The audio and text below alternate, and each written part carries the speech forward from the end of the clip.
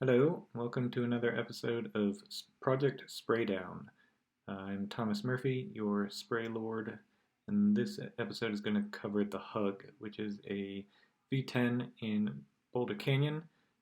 People give this all kinds of grades, but I thought it felt kind of hard personally, but I think it's very body shape dependent. So the parking is for Cobb Rock, which is luckily one of the nicest and easiest parking spots to find. Just make your way across the creek.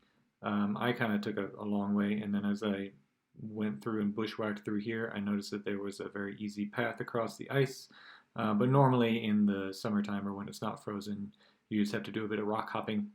But then you climb across this talus past the game, another boulder problem, and then you walk a little bit further past this little traverse, which is called Under the Boardwalk, and then you just make your way up here. And this is the Hug boulder we're coming up to. There are a couple of good little warm-up spots to go to, but this one is the main attraction for this video.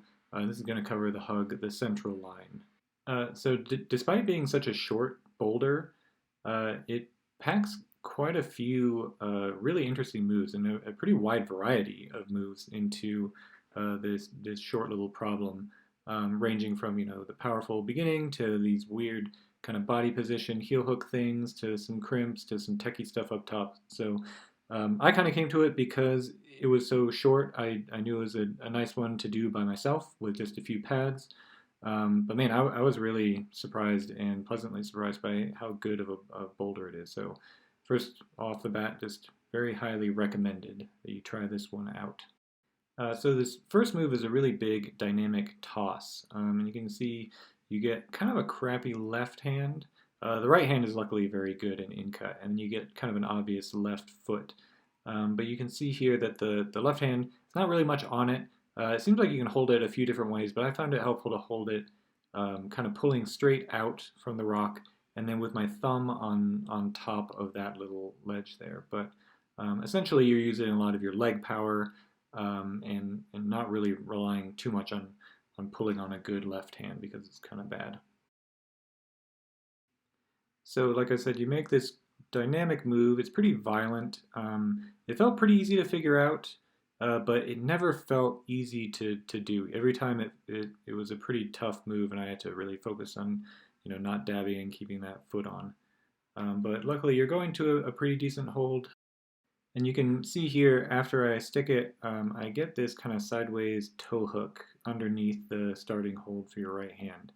I've seen people do a few different things here, but this felt pretty efficient to me. It let you make the move pretty easily without having to do any weird matching or too much other footwork. So I think if you feel good with the toe hook, I think that's the way to go for sure. But then you can see here, use that toe hook to get a right hand crimp in this little slot, which is pretty good. And then I walk my feet with toe hooks underneath in order to get a really high heel hook. And this was really the start of what I had the most trouble with.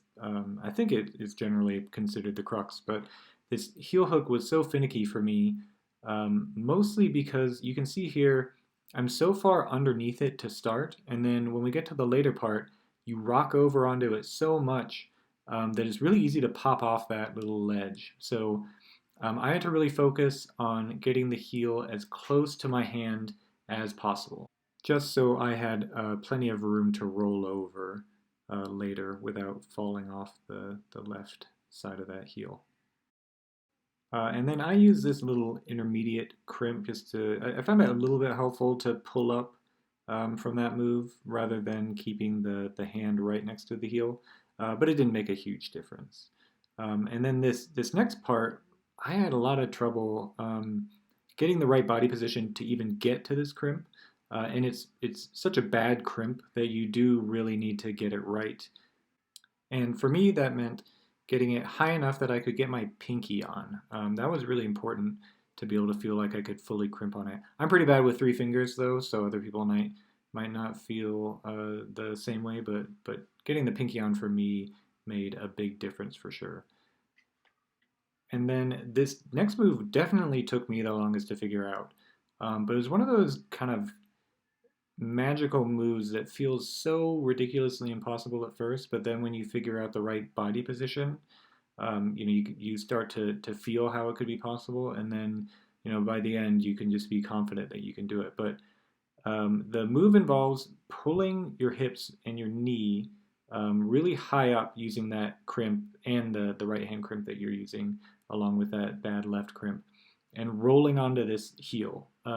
So the things that really helped me were thinking mostly about getting the knee and the hip up rather than actually pulling my body.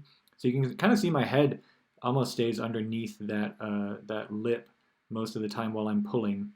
And I found that getting a little cheeky right toe hook underneath there to help pull a little bit helped quite a bit. Um, but it was all about just getting the knee as far up and over as possible.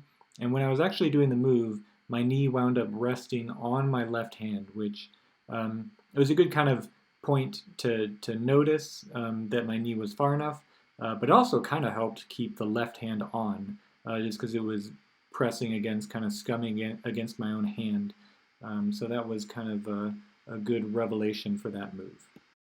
But then for me, it was kind of just convincing myself that I was in an okay spot right here and that I could let go with my right hand, which took a few tries to actually, kind of prove to myself that it would work, because you go into this basically nothing hold.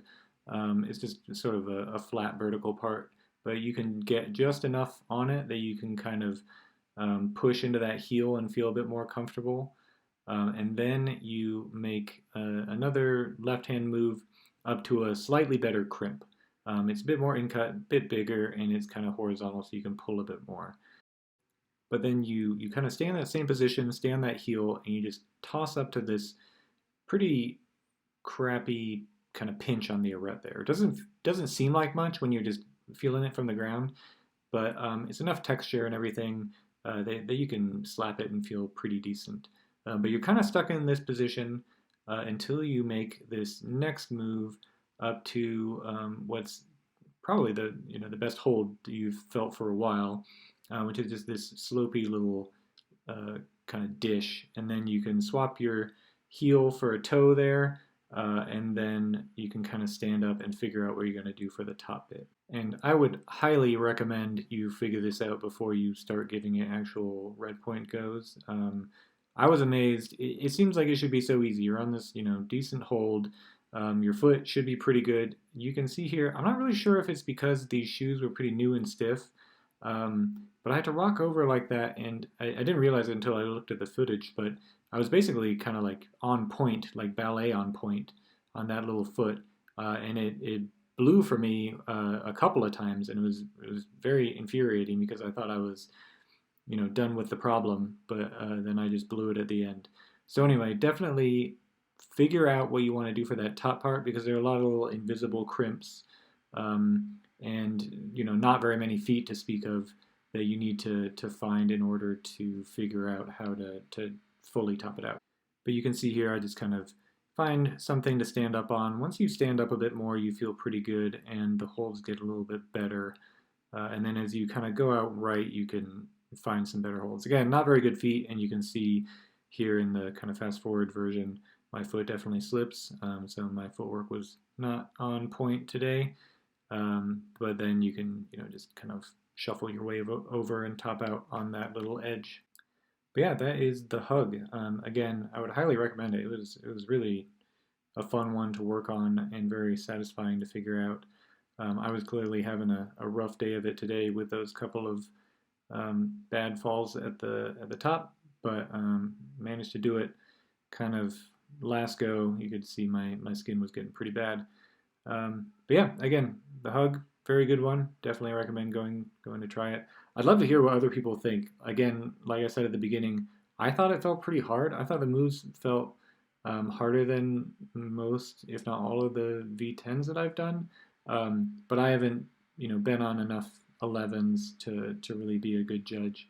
But I'm kind of curious. It seems like other people have mentioned that it is, body shape and size specific, but it seems like it kind of hits both the tall and the short. If you're shorter, it seems like it's going to be tough to do that first move, But it might be easier to do the rock over move. I felt like my leg was kind of worthless until I could rock really high up on that heel, and I think if you had a slightly shorter fulcrum there, it might be a little bit easier.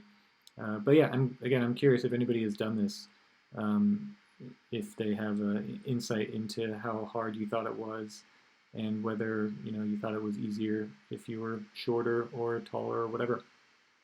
But yeah, great problem.